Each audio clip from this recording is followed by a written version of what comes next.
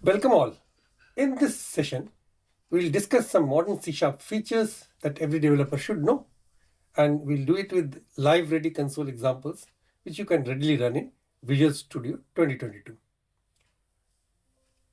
So, what's in the agenda? These features like primary constructors, collection expressions, and params collections provide cleaner syntax, reduced boilerplate, and more expressive constructors. So let's switch over to Visual Studio. We'll walk you through these features one by one. Now, there is a primary constructor demo. Now, let me run this example first. So I will just click on this green arrow.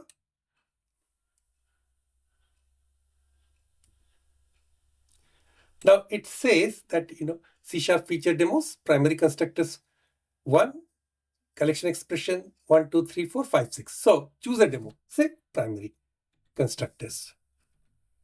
So it gives me an output. So I will start by selecting option 1 from our menu. Primary constructors are the biggest addition in C# 14, and they allow us to define constructor parameters directly on the class declaration itself. Instead of writing a full constructor block, we simply declare the parameters at the top of the class, and they immediately become usable throughout the entire class body. Now, in this primary constructor example, this is a invoice class, and here are invoice object takes 3 parameters, an ID and a decimal amount and a string customer. Okay, and we can use them directly in property getters. Okay, so actually sent to the class as a parameter these 3 fields, ID, amount, and customer. So, and I am using them directly in the property getters in computed values and then in the method also. So, all right. So, and in the console.write line, I got the invoice, customer, and amount, and with GST. So this is again like what we expected from the code. Invoice INV001, customer Kaushik, amount 200 with GST 230. So this came from this. All right. And you can see public static void run. So in the run, I am actually initializing a new instance of invoice class and giving these values. And in 001, 200 and Kaushik, and then calling the print method, which is printing as you just saw. Okay. So here, if you want to see the output once again, the invoice object takes 3 parameters and we can use them directly in the property getters as you have seen. And the output here shows everything working exactly as expected with much less ceremony than traditional constructors. Next, let's choose option 2, that is collection expressions.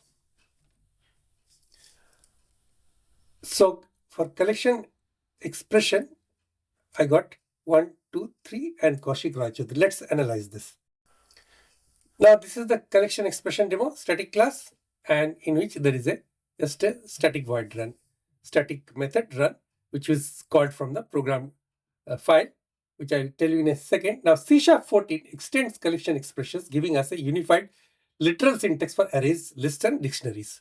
So arrays, this is list and array, and in fact also dictionary, which is not shown here, but it gives a unified literal syntax. And instead of creating a list with new parentheses and braces, we can directly use square brackets to declare items.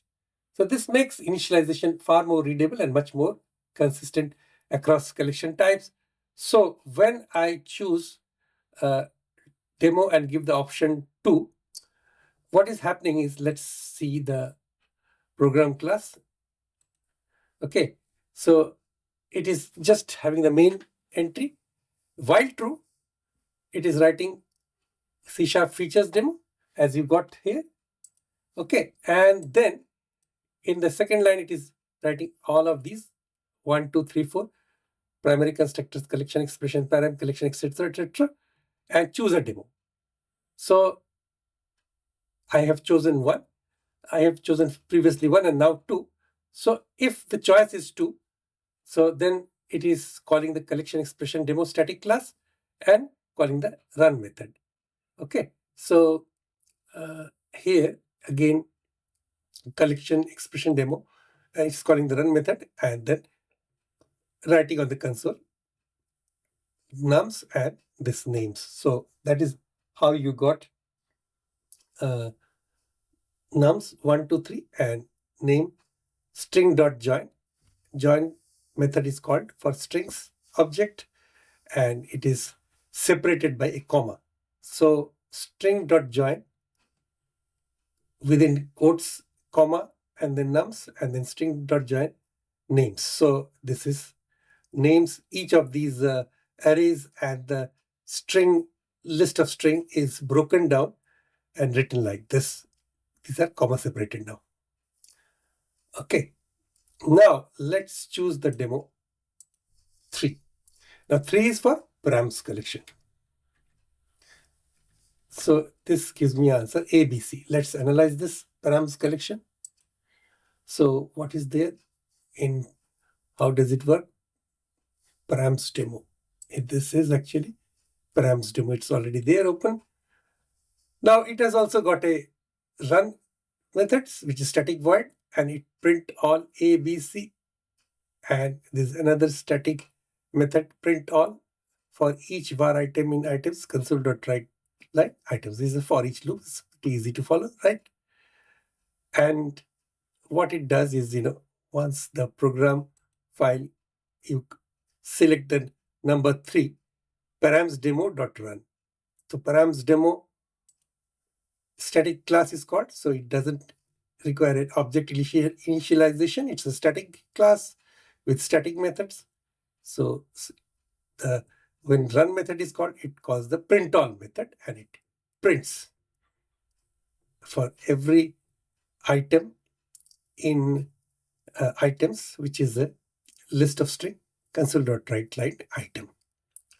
Okay, so it writes it on separate lines like this, A, B, C. So that's how it works. So what does it do? The params keywords has been extended to work naturally with collection expressions as well.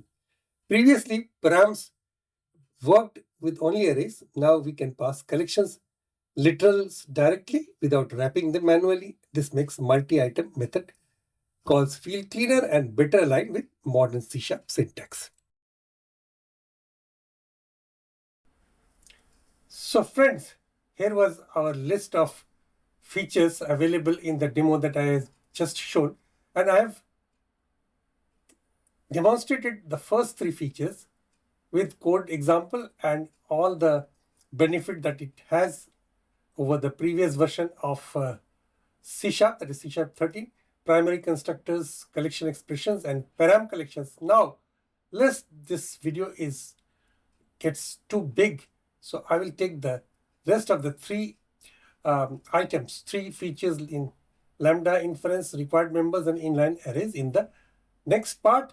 And if you have liked this video, please do subscribe to the channel and give your valuable feedback. See you in the next lecture.